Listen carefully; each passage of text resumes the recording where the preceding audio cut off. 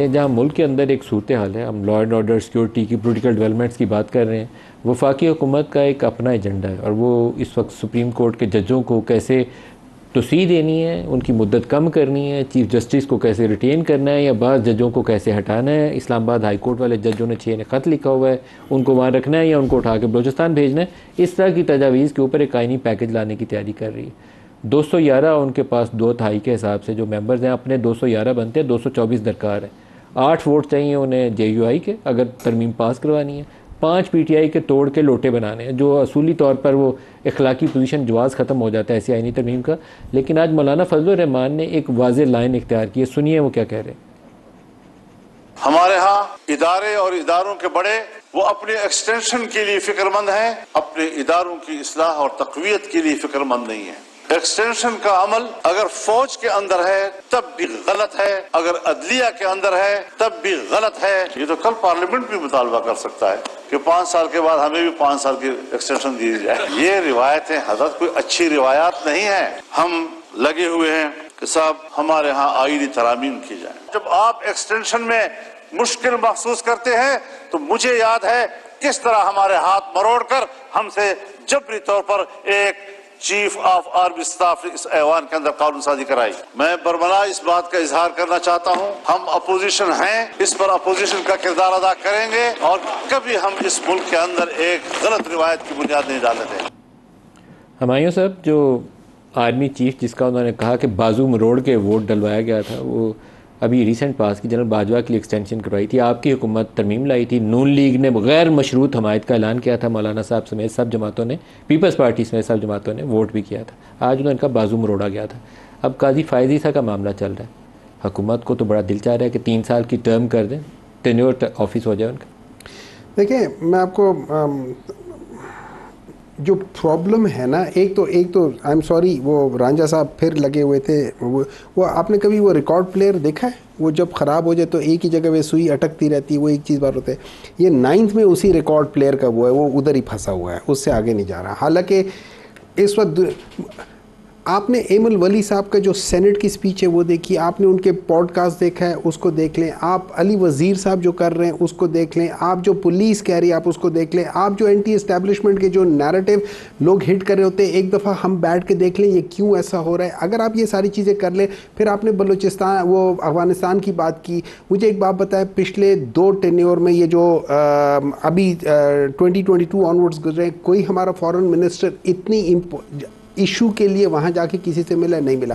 मेरा ये ख्याल है कि हो सकता है अली अमीन अगर वहाँ जाके बात करें, हो सकता है it can be a positive thing, don't see it as a negative thing, it can be also positive. ठीक है, लेकिन नाउ कमिंग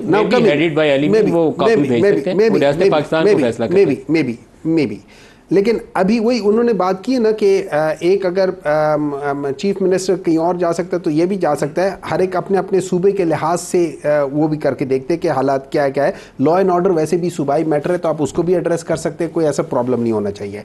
लेकिन जो आपने अभी बात की है, लेकिन जो आपने बात की मैटर नहीं है, माजरत के साथ आपको कुछ लाइन ड्रॉ करनी चाहिए। देखिए, ये वफाक की पॉलिसी है, वफाक डिसाइड करेगा किसने क्या करना। आप उनसे बात कर सकते हैं, फॉरेन पॉलिसी सूबे अपनी चलाएंगे तो फिर पाकिस्तान नहीं चल सकता। माजरत चाहता हूँ ये, लेकिन इस पे इख्तिलाफ नहीं हो सकता। लेकिन मैं आपको एक बात बताता हूँ ना, अभी जो आपने बात की, मुझे एक बात बताएं, ऐसी क्या प्रॉब्लम है कि आपने इनको एक्सटेंशन देनी या इनका टेन्योर बढ़ाना है? वजह क्या है? मतलब आप मुझे ये बता दें कि यार इन जजेस को मैंने 3 साल ज्यादा करना है, उसकी वजह क्या है? What's the reason? आपके ख्याल में क्या वजह? कोई इसकी एक ही वजह है, ये एक इशू स्पेसिफिक है। वो इशू क्या है? वो है जो डिसीजन आया है उस डिसीजन को रोकना है, मखसूस नशिस्तों का। बस ये अपनी वो हाथ में एक ग्रिप पकड़ने के लिए कर रहे हैं। लेकिन हम ये नहीं समझ रहे कि हम ये सारा कुछ करने में हम एक्चुअली इस मुल्क को नुकसान दे रहे हैं, हम मुल्क के पॉलिटिकल स्टेबिलिटी को और ज्यादा खराब कर रहे हैं। अगर ये मुल्क पॉलिटिकल स्टेबिलिटी नहीं रहेगी या और ख़राब होगी, आप इसमें IMF को छोड़े वैसे ही कोई $20 अरब भी डाल देना, $30 अरब डाल दे, नहीं चल सकेगा। यू नीड टू अंडरस्टैंड के बेसिक प्रॉब्लम को हमने पहले सॉल्व करना है, और वो पॉलिटिकल स्टेबिलिटी कब आएगी? देखिए, पॉलिटिकल स्टेबिलिटी आती है जो सबसे भारी चीज होती है ना, आप तराजू में पहले वो रखते हैं, फिर उसको बैलेंस करना शुरू करते हैं, सबसे हल्की चीज को नहीं करते। पॉलिटिकल स्टेबिलिटी के सिनेरियो में जो सबसे भारी चीज है वो पाकिस्तान तहरीक इंसाफ है और उनका लीडर इमरान खान है। आपने इन जगह पे करके इस पॉलिटिकल स्टेबिलिटी में उस चीज को इंट्रोड्यूस करना है, तब ये पॉलिटिकल स्टेबिलिटी आएगी। और मैं एक बात कर देता हूं, अभी ये रांझा साहब कह रहे थे ना कि ये, एक मिनट है, आप भी कह रहे थे ये इसमें के कस्टोडियन कौन है। आपको पता है जिन इदारों ने या जिस इंतजामिया ने किया है वो किसके अंडर आते हैं? एग्जीक्यूटिव के अंदर। एग्जीक्यूटिव का हेड कौन है? इसका मतलब ये जो एग्जीक्यूटिव का हेड है प्राइम मिनिस्टर, उसने पार्लियामेंट के अंदर ये काम करवाया है। Do you understand what is happening? I hold Shehbaz Sharif responsible. मैं किसी दाएं बाएं किसी को नहीं देखता, शहबाज शरीफ की जिम्मेदारी। ये सारे इंतजामिया के अंदर आते हैं। मुस्तफा साहब से पहले ये आईनी तरमीम वाला इशू मुस्तफा साहब से भी डिस्कस कर लें। मैं दोबारा आपकी तरफ आता हूं। मुस्तफा साहब, ये जो आईनी पैकेज का इतनी मुल्क में आगे लगी हो, आपकी पुलिस फौज के खिलाफ एहतजाज करी हो, अनहोनी बातें हैं पाकिस्तान में जो हो रही हैं। वो उन्होंने एक हाईवे ब्लॉक की हुई है इस वक्त, तो मैं हमारे चैनल और कुछ बैद नहीं कि वो फैल जाए। तो क्या बाजोड़ की पुलिस जो है उसने पोलियो वर्कर की शहादत के बाद, जहाँ पे पुलिस के कांस्टेबल भी शहीद हुए, उन्होंने भी वो उसमें शामिल होने के लिए तैयारी बांध दी। तो उस वक्त प्रायोरिटी ये है कि काजी फायजी साहब को कैसे रिटेन करना है और जस्टिस मंसूर अली शाह को कैसे हमने हटाना है यहाँ से, क्या ये प्रायोरिटी है पाकिस्तान की? यही तो हमारा अलमिया है कि जो मुल्क के मसाइल और जिनकी वजह से कौमी यकजहती कमज़ोर होती जा रही है, हम उनके ऊपर बिल्कुल लाताल्लुक होकर बैठे हुए हैं। मैं ज़रा क्विकली कमेंट कर दूं हुमायूं भाई की गुफ्तगू पर कि देखिए, तारीखी तौर पर पीपल्स पार्टी ने बहुत ज़्यादा मार खाई है। मेरा आज उनसे ताल्लुक नहीं है, लेकिन इस हकीकत से इनकार नहीं किया जा सकता कि जितनी उन्होंने मार खाई है पाकिस्तान की तारीख में किसी और सियासी जमात ने नहीं खाई। फिर जिस वक्त परवेज़ मुशर्रफ साहब का मार्शल लॉ आया तो मुस्लिम लीग नून ने भी बड़ी ठीक ठाक मार खाई, लेकिन इन दो जमातों ने इतनी मार खाने के बावजूद उन्होंने कभी ऐसी सियासत नहीं की, ऐसे बयानात नहीं दिए कि जिससे फेडरेशन की मुखालफत में कोई बू भी आती हो। पाकिस्तान को आग लगाने वाली कोई सियासत नहीं की। और सबसे मुश्किल मरहला उस वक्त था पाकिस्तान के लिए कि जब शहीद बीबी की शहादत हो गई और सिंध के अंदर नारा लग गया कि पाकिस्तान ना खपे। उस वक्त Asif Zardari, to be fair, उसने ये गुफ्तगू की, उसने कहा कि नहीं, पाकिस्तान खपे। तो जमातों ने बड़ी बड़ी मार खाई है। आप अपने कन्फाइंस के अंदर रहते हुए, हमने इस मुल्क को बेहतर करना है, हम इस अपने मुल्क को एंटी इस्टेब्लिशमेंट, जो इस्टेब्लिशमेंट का फौज का सियासत के अंदर रोल है, उसको मिनिमाइज करने के लिए अपना किरदार अदा कर सकते हैं। आप पलड़े की बात कर रहे थे, मुझे भला बताइए ना कि इमरान खान साहब किसी और सियासी जमात को इस मुल्क में लेजिटिमेट स्टेक होल्डर ही नहीं समझते। वो तो अपने अलावा किसी को सियासतदान भी नहीं समझते। वो कहते हैं मैं इनके साथ गुफ्तगू ही नहीं करूंगा। परसों उन्होंने कहा, एक बयान दिया कि जी इस्टेब्लिशमेंट से गुफ्तगू के दरवाजे बंद। आप बाकी सियासी जमातों के साथ दरवाजे कब खोलेंगे? आपको इस्टेब्लिशमेंट से कोई रिलीफ नहीं मिलना, और ये बाकी जो सियासी जमातें हैं जो इस वक्त हुकूमत में बैठी हुई हैं और अपनी सर्विसेज पेश की हुई हैं इन्होंने इस्टेब्लिशमेंट को, ये सियासत भी मुल्क को नुकसान पहुंचा रही है। हमने जो स्पेस सिविलियन सीड कर चुके हैं उसको वापस लेना है, लेकिन कहां आप स्पेस वापस लेने की बात करें और कहां मियां शहबाज शरीफ साहब की आप इस सारे मामले में अनजान बनना, उनकी जिस तरीके से वो आर्मी चीफ की मदह सराई करते हैं, शबाना रोज। तो सियासत को इन्होंने, सियासतदान के एक नौजवान, उसके लिए सियासत क्या रह गई है? उसके लिए सियासत ये रह गई है कि जनाब इस मुल्क में इकतदार हासिल करने का रास्ता यही है कि एस्टैब्लिशमेंट को खुश करो। पाकिस्तानी सियासत के आपको अगर कंट्राडिक्शंस का अंदाजा करना हो तो इमरान खान ने कहा मैंने 5-6 बंदों को इस्टेब्लिशमेंट से बातचीत की इजाज़त दी हुई थी, मैं तोड़ रहा हूँ। वो इस्टेब्लिशमेंट से बातचीत खुफिया भी करने पे तैयार है, पॉलिटिशियन से ना खुफिया ना सरेआम करने को तैयार नहीं है। शहबाज शरीफ साहब की हुकूमत की वजह ये एक है वज़ीर आज़म बनने की कि वो कितना ज़्यादा खुशनुदी उनकी करते हैं सारा दिन और कितनी ज़्यादा उनकी मददसराई करते हैं। और मलिक साहब, हकीकत ये भी है कि इस मुल्क में 2013 के बाद से अब जो भी वज़ीर आज़म आता है या लाया जाता है, उससे सिर्फ एक ही काम लेना होता है और वो है एक्सटेंशन।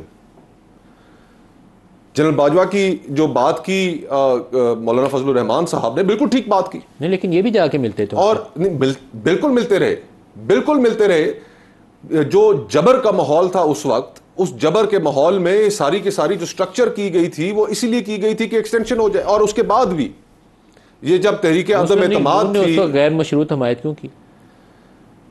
और इसीलिए हिमायत की कि आगे जाकर उन्हें कोई रिलैक्सेशन मिल सके। और सियासतदानों का क्या, जो जेलों में पड़े हुए थे उनके बाजू मरोड़ के गैर मशरूत था। जी हाँ, बिल्कुल। ख्वाजा आसिफ का रिकॉर्ड पे स्टेटमेंट है, आपको पता है उनकी वो आज खाकान साहब आपके साथ नहीं है, कई दफ़ा प्रोग्राम में होते हैं, नहीं तो खाकान साहब की डिसएग्रीमेंट कुछ लोगों से हो गई थी, मैं उनका नाम नहीं लेता, आपस में ग्रुपों से निकल गए थे, एक दूसरे से बातचीत बंद हो गई थी। लेकिन अगर हमने इस मुल्क को वापस मलिक साहब डगर पर डालना है तो मौलाना फजलुर रहमान साहब ने बिल्कुल ठीक बात की। ना जज साहिबान की एक्सटेंशन होनी चाहिए, और लीगल फ्रेटर्निटी के अंदर मुकम्मल इस चीज़ के ऊपर कंसेंसस है कि अगर ये इस तरह की कोई आईनी तरमीम लाई जाती है जिसके अंदर आप जजेस को उठा के एक सूबे से दूसरे सूबे में फेंकेंगे, अगर उनको एक्सटेंशंस देंगे आर्मी चीफ, तो आप एक शख्स जो आने वाला इनकमिंग चीफ जस्टिस है उसको उसके राइट से महरूम कर रहे हैं। इसकी भरपूर मुखालफत की जाएगी लीगल फ्रेटर्निटी की जानिब से, और मकसद ही लाने का यह है कि जुडिशरी को टेम किया जाए। रांझा साहब, पाकिस्तान के हालात के ऊपर तवज्जो दें, आप इनसे बात करें, उनसे बात करें, आप हम मीडिया वालों से बात करें, पाकिस्तान में जो लगी हुई आग है उसको बुझाने की बात करें, अमन लाने की बात करें, मुल्क आगे चले। आप किन चक्रों में पड़े? बात तो भी जो मुस्तफ़ा साहब कर रहे हैं कि बात हम तो करने के लिए तैयार हैं। इमरान खान साहब सियासी जमातों को कहें तो सही कि मैं इनसे बात करनी है, वो जिनसे बात करने के अलावा बाकी लोगों से कर लें, हमारे साहब के बारे में तो बात जरूर इनको पार्लियामेंट के अंदर से उठा के आप ले जा रहे हैं, इनसे बातें करें। हम तो इनसे ये भी जो है, ये भी सारा कमाल जो है इनके जो वज़ीर आला साहब की जो स्टेटमेंट्स आ रही हैं, जो अभी भी स्टेटमेंट्स दे रहे हैं, और ये अच्छी बात है कि इन्होंने बड़ा रैशनल पॉइंट ऑफ व्यू लिया, इन्होंने उस चीज़ के ऊपर इतना इन्होंने प्रेस नहीं किया, पुश नहीं किया उसके ऊपर, उस पॉइंट पे अली के बयान दुरुस्त नहीं है, उस पर अच्छी बात है कि हर बंदे की अपनी आज़ादी राय है को अपनी बात करें, लेकिन बात को हमेशा ये कहना चाहिए कि एस्टेब्लिशमेंट पॉलिटिक्स के अंदर, सियासत के अंदर मुदाखलत ना करें, लेकिन आपको कुछ ऐसा नहीं करना चाहिए जिससे आपका वफाक जो है वो खतरे में पड़ जाए। पहले दिन से ये बात हो रही है कि आप हुकूमत से बात कर लें, वो कहते हैं मैं उनसे बात करूंगा जिनके पास असल ताकत है। ठीक है, आप कर लें, आप जिनके पास असल ताकत है आपको उनसे भी बात करनी नहीं आती, आप कभी उनके ऊपर अपने आप को जहर देने का इल्ज़ाम लगा रहे हैं, कभी आप उनको कह रहे हैं कि मुझे मारने की कोशिश की जा रही है, बात भी उन्हीं से कभी आप बात भी उनसे ही करना चाहते हैं। तो आपके अंदर खुद भी बात यह है कि एक पहले खुद देखें कि आप नॉर्मल हैं कि नहीं हैं, उसके बाद आप किसी नॉर्मल आदमी को आगे लगाएं, चाहे वो बैरिस्टर गौहर है, चाहे वो ऑनेस्टली ये सेनेटर इस सारे क्राइसिस के अंदर जो मुल्क के अंदर जो आग लगी है। नहीं, एक सवाल है आपसे, सबसे ज़्यादा सीजनड पॉलिटिशियन 3 दफ़ा का वज़ीर-ए-आज़म नवाज शरीफ है। नवाज शरीफ है कहाँ? आज इमरान खान ने कहा कि उन्होंने दबका लगा के उनको बैठाया हुआ, नहीं तो उसने लंदन चला जाना था। उनका रोल होना चाहिए था यार, जितना बड़ा कोई किसी का कद होता है ना सियासत में, नवाबज़ादा नसरुल्ला इस क्राइसिस के अंदर वो लोगों को इकट्ठे करके बैठा लेते थे। ये रोल अभी नवाज शरीफ को अदा करना है। देखिए नवाज शरीफ क्या कर रहे हैं, किधर है नवाज शरीफ? देखिए बात पहले तो ये है कि रोल अगर उनका आप भी लोग तस्लीम करेंगे और कहेंगे कि आपने सियासी जमातों से तस्लीम करने के लिए कोई सर्टिफिकेट थोड़ा देना होता है। अगर आप, हम तो कह रहे हैं कि सियासी 70-75 साल की उम्र में he should engage others, he will engage others, but first of all ये बात तो करें कि अपने सियासतदानों के साथ बैठना है। ये आज स्टेटमेंट दे दें, मैं अभी जाके बात करूंगा कि जी बिल्कुल वो सियासतदान सर आपको बात नहीं, इनिशिएटिव नवाज शरीफ को लेना चाहिए, फर्स्ट स्टेप उसको उठाना चाहिए, जाके बात करेंगे। ये नहीं आगे आएंगे बिकॉज़ ये डिस्क्रेडिट होंगे। देखें ये तो कभी भी नहीं आगे आएंगे। Nawaz Sharif is irrelevant, Shehbaz Sharif is irrelevant, ये ऑटो पे चल रहा है। मुझे लगता है किसी दिन कुछ और ना खुदा ना खास्ता sir everyone is relevant. First of all इनको थोड़ा सा अपना माइंडसेट चेंज करना पड़ेगा कि सियासी लोगों से बात करें, हल ही उसी में। अगर आज भी स्टेटमेंट आज ऑफिशियल स्पोक्स पर्सन से कि हम सियासतदानों से बात करेंगे, आप देखेंगे 2 दिनों में चीजें बेहतरी की तरफ जाएंगी।